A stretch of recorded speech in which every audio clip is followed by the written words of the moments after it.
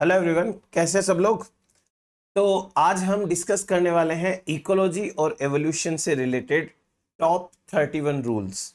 ये रूल्स अपनी CSIR exam में, गेट एग्जाम के अंदर फ्रिक्वेंटली आते हैं और इनमें से कुछ रूल्स ऐसे हैं जो कि PSC एग्जाम्स के अंदर भी आते हैं।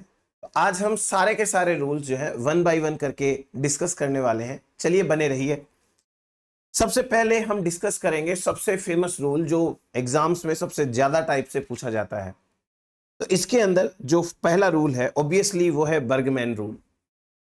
बर्गमैन का रूल क्या कहता है, देखिए, अगर हम एक बार इसको थ्योरेटिकली समझ के देखें तो जितना यहां लिखा है एक बार उसके ऊपर फोकस करिए। बर्गमैन का रूल ये कहता है कि ऐसे एनिमल्स जो कोल्ड एरिया में रहते हैं, कोल्ड हैबिटाट में रहते हैं,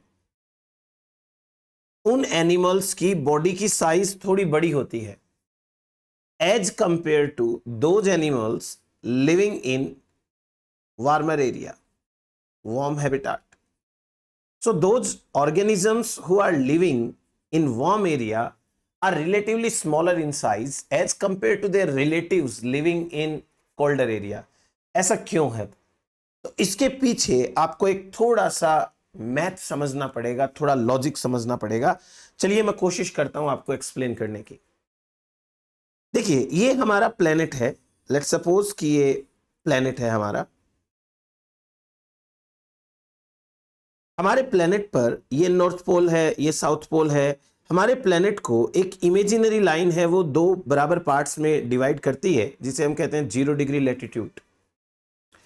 0 डिग्री लैटिट्यूड का मतलब ये हो गया कि इसके एक तरफ का हिस्सा है वो नॉर्थ हेमिस्फीयर है और दूसरी तरफ का हिस्सा साउथ हेमिस्फीयर है।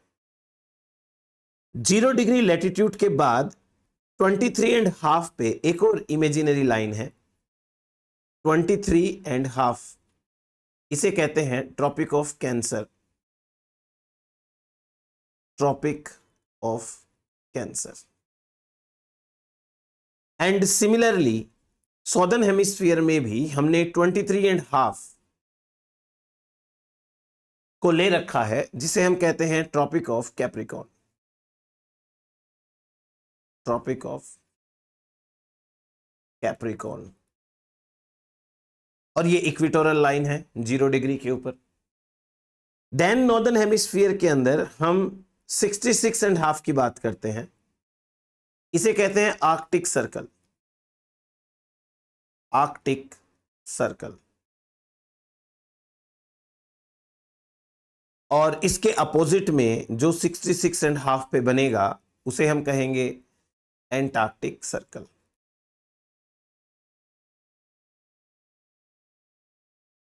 अब आगे का कॉन्सेप्ट समझिएगा जरा। हमें हमारी प्लेनेट का यदि रोटेशन पता हो कि वो अपनी एक्सिस पे भी रोटेट कर रही है और वो सूर्य के चारों तरफ भी चक्कर काट रही है, तो आपको यहां से एक चीज समझ में आएगी, और वो चीज ये है कि सन की मूवमेंट नॉर्दर्न हेमिस्फीयर में मैक्सिमम ट्रॉपिक ऑफ कैंसर तक होती है और सॉदर्न हेमिस्फीयर में मैक्सिमम होती है ट्रॉपिक ऑफ कैप्रिकॉर्न तक। ये है सन। ये है सन, ठीक है। सन की मूवमेंट पूरे साल भर कहां रहती है? ट्रॉपिकल एरिया के अंदर। ये सन है और ये एरिया है, इसे कहते हैं ट्रॉपिकल एरिया। होपफुली आपको ये पता हो, इस एरिया को कहते हैं ट्रॉपिकल एरिया।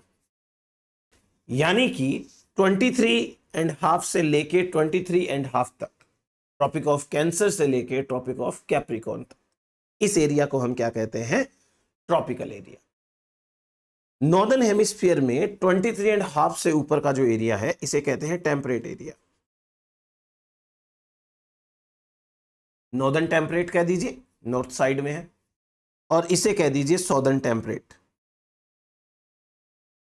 अब कहानी समझते हैं ध्यान से। देखिए, सन की मूवमेंट जब नॉर्दर्न हेमिस्फीयर में होती है तो सॉदर्न हेमिस्फीयर में तिरछी सनलाइट गिरती है, इंक्लिनेटेड सनलाइट गिरती है, इसलिए यहां पर लाइट कम है और टेम्परेचर कम हो जाता है, ठंड पड़ती है बहुत ज्यादा। और जब सन नॉर्दर्न हेमिस्फीयर में है तो इस तरफ थोड़ी ज्यादा लाइट गिरती है, तो यहां पर गर्मी ज्यादा हो जाती है। ठीक है, नो इश्यूज। स्टिल पोल्स के ऊपर तो इंक्लिनेटेड सनलाइट ही गिरेगी, तो पोल्स के ऊपर तो हमेशा ठंड रहती है, बहुत ठंडा टेम्परेचर रहता है।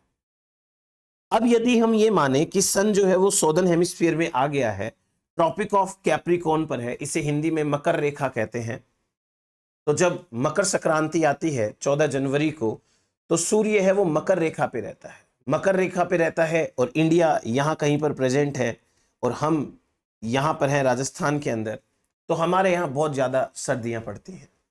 रीजन इज दैट कि सन अभी सौदर्न हेमिस्फीयर में है और यहां तिरछी किरणें पड़ेंगी, इंक्लिनेटेड रेज पड़ेंगी, तो सर्दियां तो होंगी, जबकि अब सौदर्न हेमिस्फीयर के अंदर गर्मियां पड़ेंगी। ऑल एंड ऑल जो बात समझ में आ रही है वो ये है कि पूरे साल भर सनलाइट ट्रॉपिकल एरिया के अंदर बहुत ज्यादा रहती है। अब इसी चीज को वापस से सिंप्लीफाई करके समझने की कोशिश करिए कि यहां पे क्या हुआ।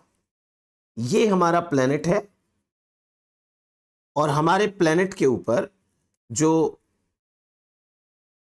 ट्रॉपिकल एरिया है 23.5 से लेके 23.5, ये है बहुत ज्यादा वार्म एरिया, गर्म एरिया है, क्योंकि सनलाइट हमेशा यहां ज्यादा रहती है। ये टेम्परेट एरिया है, ये भी टेम्परेट एरिया है, और ये पोल है, तो पोल्स के ऊपर तो बहुत ज्यादा कोल्ड रहती है, तो ये रहा कोल्डर एरिया। अब बस इतना अगर यदि आपको समझ में आ गई बात, तो आगे की कहानी कुछ भी नहीं है। अगर कोई लिविंग ऑर्गेनिज्म यहां रहना चाहता है, ऑर्गेनिज्म, कोई भी ऑर्गेनिज्म अगर यहां रहना चाहता है ट्रॉपिकल एरिया के अंदर, तो उसे क्या करना चाहिए? उसे अपनी बॉडी की हीट लॉस करनी चाहिए। हीट लॉस क्यों? क्योंकि इस एरिया के अंदर ऑलरेडी बॉडी के बाहर हीट बहुत ज्यादा है, तो यदि किसी ऑर्गेनिज्म ने अपनी बॉडी में हीट बचा के रखी तो वो मर जाएगा। चीज समझ में आई आपको? ट्रॉपिकल एरिया के अंदर ऑलरेडी एनवायरमेंटल कंडीशंस बहुत गर्म है, हीट बहुत ज्यादा है, यहां पर यदि हीट को बचा के रखा जाएगा तो ऑर्गेनिज्म मर जाएगा, तो यहां हीट लॉस करते रहना चाहिए।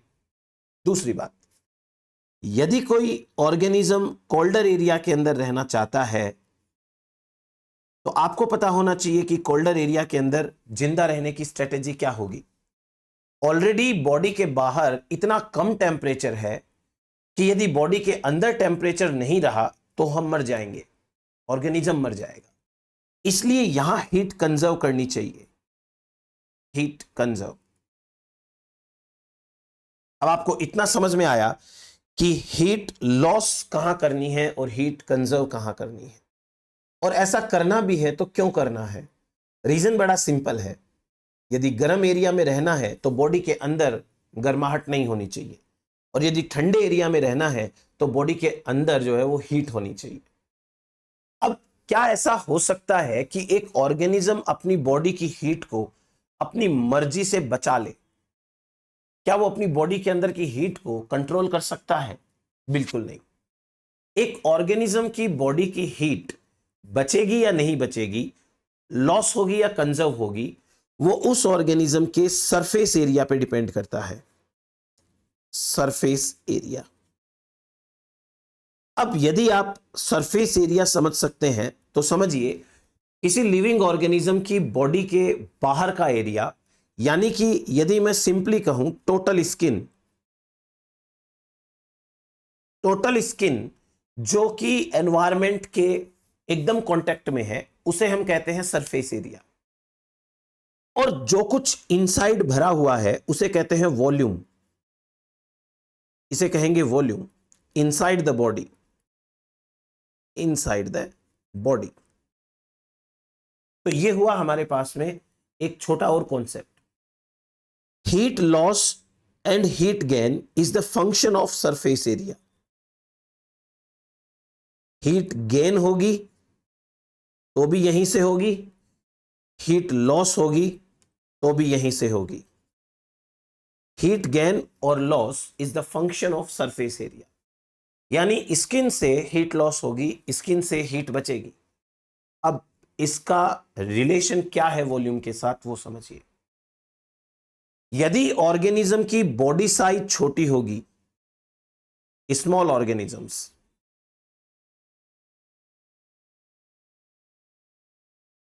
तो उस ऑर्गेनिज्म की बॉडी के अंदर वॉल्यूम थोड़ा होगा, उसकी बॉडी में वॉल्यूम कम होगा। लेकिन उस वॉल्यूम के कंपैरिजन में, यानी आपकी बॉडी है, आपकी बॉडी के अंदर का जो मटेरियल है, उस मटेरियल के हिसाब से आपकी जो स्किन है, सरफेस एरिया है, वो ज्यादा है, सरफेस एरिया ज्यादा है। और यदि हम यही रेशियो को ध्यान से समझ के बात करें, तो जो स्मॉल ऑर्गेनिजम्स होते हैं, उन स्मॉल ऑर्गेनिजम्स की बॉडी का surface area to volume ratio कम हो जाता है। क्यों? क्योंकि ऊपर वाली वैल्यू जो है बढ़ जाता है, क्योंकि ऊपर वाली वैल्यू है वो ज्यादा है और वॉल्यूम नीचे जो लिखा है डिवीजन में वो कम है। तो ये तो हो गई कहानी surface area to volume ratio की। इसी को वापस समझिए। जो ऑर्गेनिजम्स बॉडी साइज में बड़े होते हैं, लार्ज बॉडी, उन ऑर्गेनिजम्स की बॉडी में वॉल्यूम ज्यादा है और उन ऑर्गेनिजम्स की बॉडी में सरफेस एरिया कम है।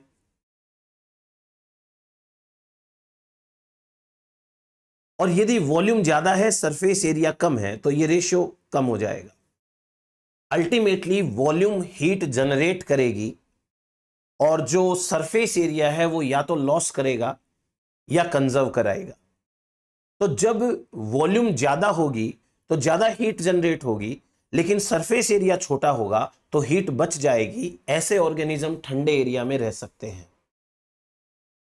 जो ऑर्गेनिजम्स गर्म एरिया में रहते हैं उनमें वॉल्यूम कम होगा, वॉल्यूम कम होगा तो हीट भी कम बनेगी और साथ ही साथ उनकी स्किन ज्यादा होगी तो हीट लॉस ज्यादा होगा। और यही चाहिए गर्म एरिया में रहने के लिए।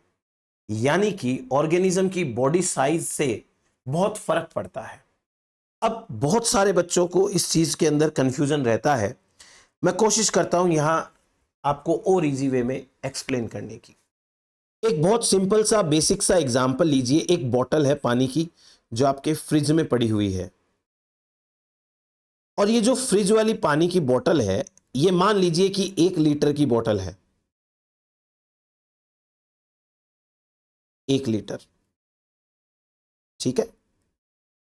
यानी इस बोतल का जो वॉल्यूम है वो वॉल्यूम है 1 लीटर।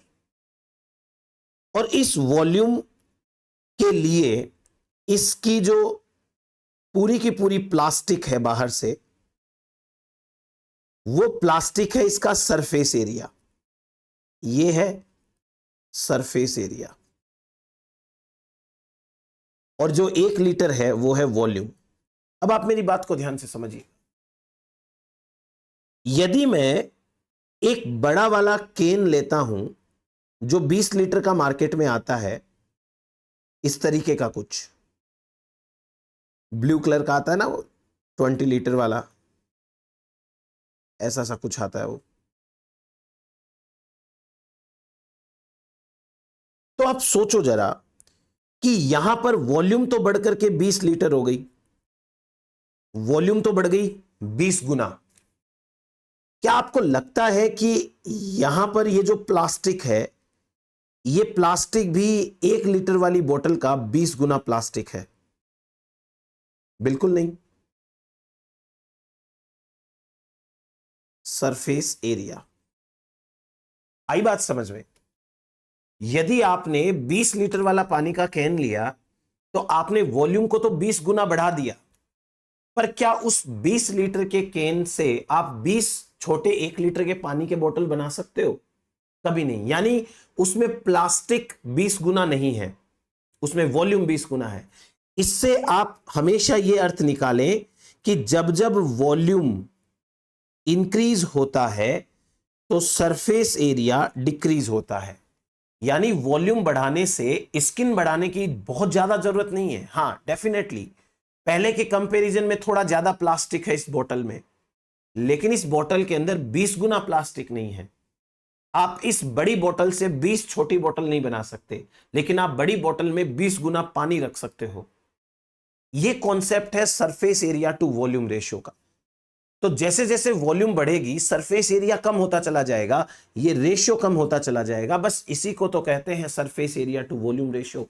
यही तो बर्गमैन रूल समझाना चाहता है कि यहां वार्मर एरिया में जो एनिमल्स होंगे वो छोटी प्लास्टिक की बोतल है, ऐसे समझिए, वो छोटे ऑर्गेनिजम्स हैं, उनका वॉल्यूम कम है, बट उसके कंपैरिजन में सरफेस एरिया ज्यादा है। लेकिन जो पोलर रीजन पे रहते हैं, जैसे मैंने आपको एक एग्जांपल यहां एक्सप्लेन किया है, ये एक है आर्कटिक फॉक्स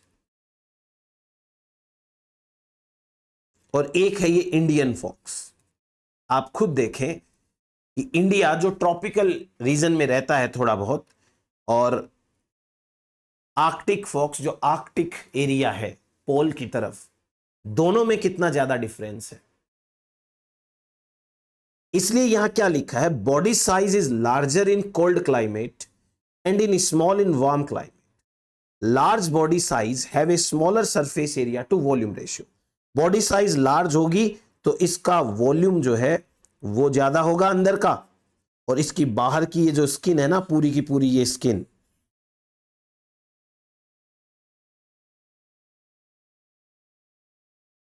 ये पूरी स्किन सरफेस एरिया कम है, सरफेस एरिया कम है। उसके कंपैरिजन में यहां सरफेस एरिया ज्यादा है। तो होपफुली आपको ये बर्गमैन का रूल समझ में आया होगा, एग्जाम में आता है बहुत बार। Thank you so much.